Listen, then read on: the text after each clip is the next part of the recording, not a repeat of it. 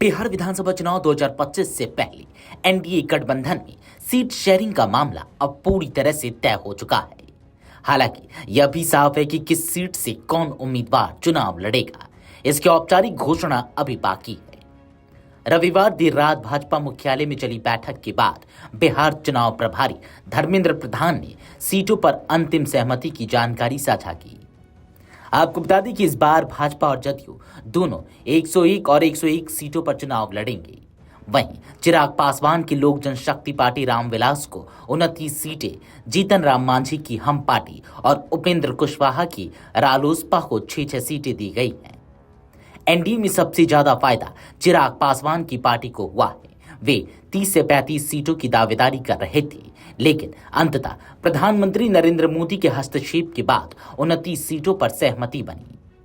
चिराग की सीटों में बखरी, साहेबपुर कमाल, तारापुर, रसोड़ा, राजापाकड़, लालगंज, हाईघाट, गायघाट, एकमा, मढ़ौरा, अगियाओं, ओबरा, अरवल, गया, हिसुआ, फतुहा, दानापुर, ब्रह्मपुर, राजगीर, कदवा, सोनवर्षा, बलिरामपुर, गोविंदपुर, सिमरी, बख्तियारपुर, मखतूम, कस्बा, सुगौली और मोरवा जैसी सीटें शामिल हैं।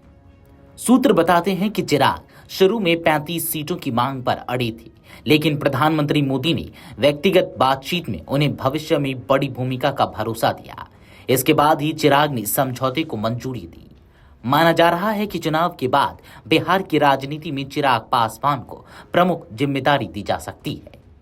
इस बार जीतन राम मांझी की पार्टी हम यानी कि हिंदुस्तानी आवाम मोर्चा को 6 सीटें दी गई हैं।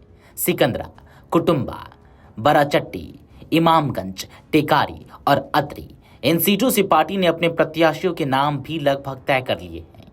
इमामगंज से दीपा मांझी, बराचट्टी से ज्योति देवी, टेकारी से अनिल कुमार, सिकंदरा से प्रफुल्ल कुमार मांझी, अतरी से रोमित कुमार और कुटुंबा से श्रवण भुइयां चुनाव लड़ेंगे।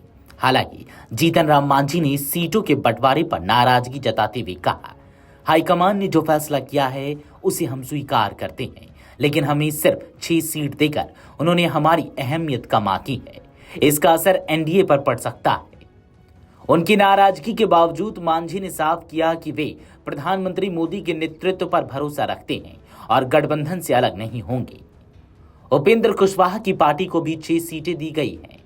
सासाराम, उजियारपुर, दिनारा, मधुबनी, बाजपट्टी और महुआ। पिछले चुनाव में कुशवाहा की पार्टी ने एनडीए से अलग होकर 99 प्रत्याशी मैदान में उतारे थे, लेकिन एक भी सीट नहीं जीत पाई थी। इस बार वे एनडीए के साथ रहकर अपनी राजनीतिक साख फिर से बचाने की कोशिश करेंगे। सूत्रों का कहना है कि कुशवाहा भी मांझी की तरह 15 सीटों की मांग कर रहे थे, लेकिन प्रधानमंत्री मोदी की मध्यस्थता के बाद उन्होंने भी 6 सीटों पर सहमति दे दी। भाजपा चुनाव समिति की बैठक रविवार रात तक चली, जिसमें पहले चरण की सीटों पर उम्मीदवारों के नामों को लेकर गहन मंथन हुआ। संभावना है कि सोमवार को भाजपा अपनी पहली सूची जारी करेगी, जिसमें पहले फेज की सीटों के उम्मीदवारों के नामों का ऐलान होगा। एनडीए में सीट बंटवारे का यह फॉर्मूला भले ही सबको खुश नहीं कर पाया हो, लेकिन प्रधानमंत्री मोदी की सक्रिय भूमिका ने गठबंधन में टूट की आशंका को टाल दिया है। अब सबकी नजरें इस पर टिकी है कि कौन सी सीट से कौन सा बड़ा नाम चुनावी मैदान में उतरता है, क्योंकि असली मुकाबला अब शुरू होने वाला है। वीडियो डेस्क अमरउजाला.com। अगर आप ये वीडियो YouTube पर देख रहे हैं तो हमारे चैनल को सब्सक्राइब कर बेल आइकन दबाएं और Facebook पर देख रहे हैं तो हमारे पेज को लाइक करें।